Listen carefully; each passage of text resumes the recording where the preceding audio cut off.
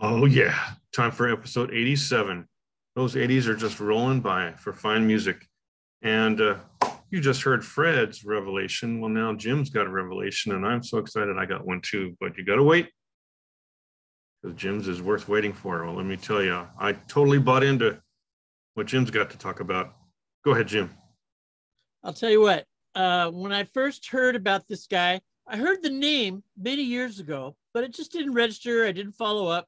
And then last weekend, a friend of mine puts this music on. I said, "Who is this?" And she goes, "This is Rodriguez." And as it turns out, the guy's name is Sixto Rodriguez, Sixto Rodriguez. And he produced, came up with two albums. He's from Detroit, Mexican-American dude from Detroit. Albums came out in 1970 and 71. The two albums are Cold Fact and Coming from Reality, and they did nothing but flop in the United States. However, something really weird happened that he didn't even know about until many, many years later. His records were impossible to keep on the shelves in South Africa. Now, at the time, South Africa was going through the protests about apartheid and a lot of social unrest and a lot of censorship. We take a lot of things for granted here in the U.S. compared to the rest of the world. Believe me, we live in Disneyland. So as many times as we might want to complain, you hear these stories about how the government literally went into radio stations and used a sharp object to scratch the Rodriguez records so they wouldn't be played. And then somehow there was enough of them that surfaced, and it was kind of a big underground thing, and they ended up selling lots and lots of records, hundreds of thousands of records that he didn't even know about until many years later.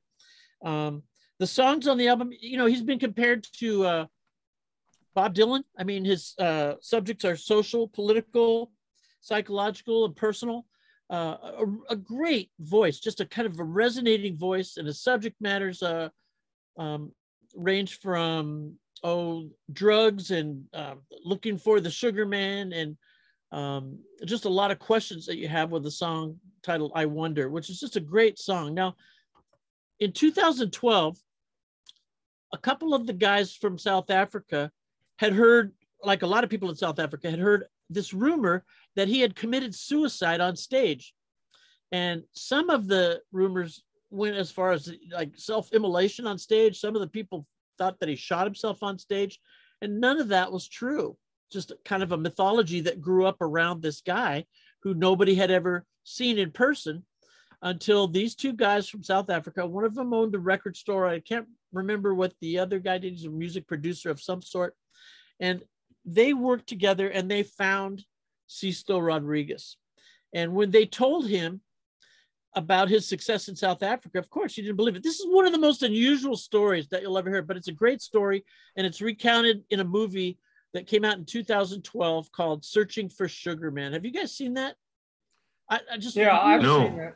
you've seen it. I couldn't recommend it any more highly. It's a great story about an unusual, sweet man who was dedicated to his music and still lives an austere life in Detroit, Michigan, where he, grew up and played his music in local bars and stuff. The whole story is just really a tremendous tribute to this guy who is still dedicated to his music. Now, he's come out with other albums, but they're not studio albums. 1981, Rodriguez Alive, recorded in Australia. 1998, Live Fact, South Africa.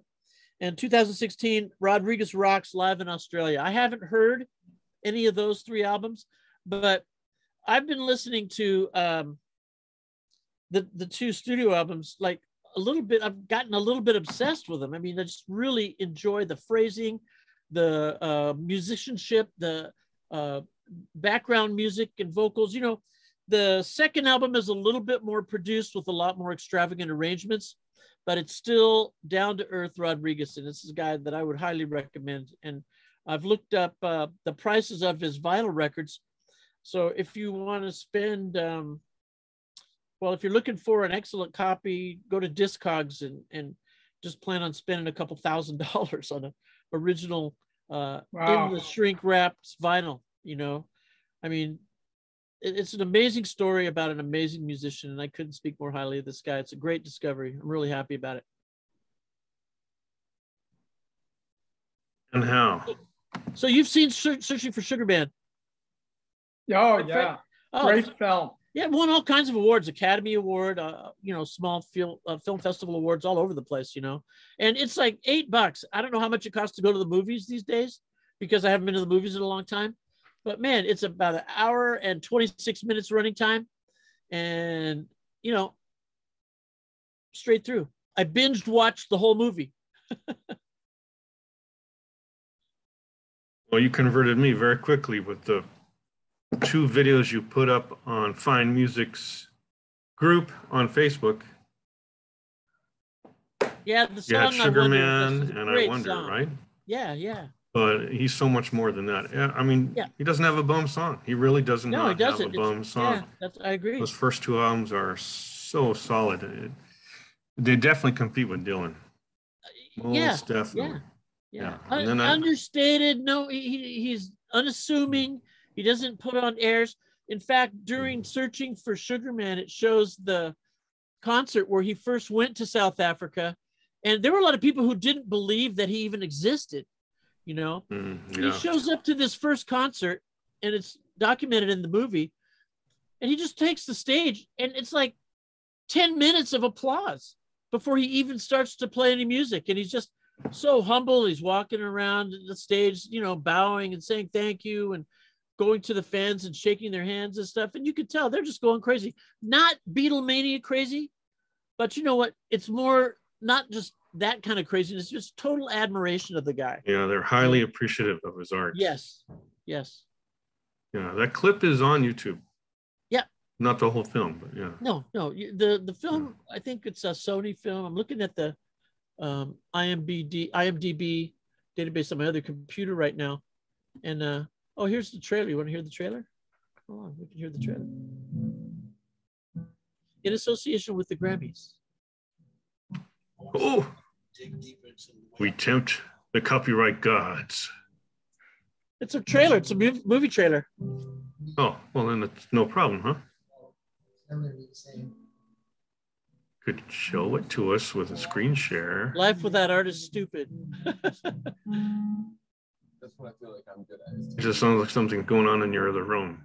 I know. It is, sort of. Yeah. Anyway. Okay. So to recap, Searching for Sugar Man. It's hard to dislike, Yeah, he's very likable, but the lyrics really go to the core of your soul. They're fantastic. Yep. I couldn't find a song I didn't like by him. I really couldn't. I was tentative because you had those 2 songs. I go, oh, okay, maybe those are the 2 great ones. And I just took a leap of faith and I bought this Searching for Sugar Man soundtrack. I'm listening to it and I'm going, oh my God, these are all fantastic. So that made me want to buy the first 2 albums, Cold Fact and Coming from Reality. And they were also 100% fantastic. Yeah. And he didn't have any other studio albums. I was like, oh, damn.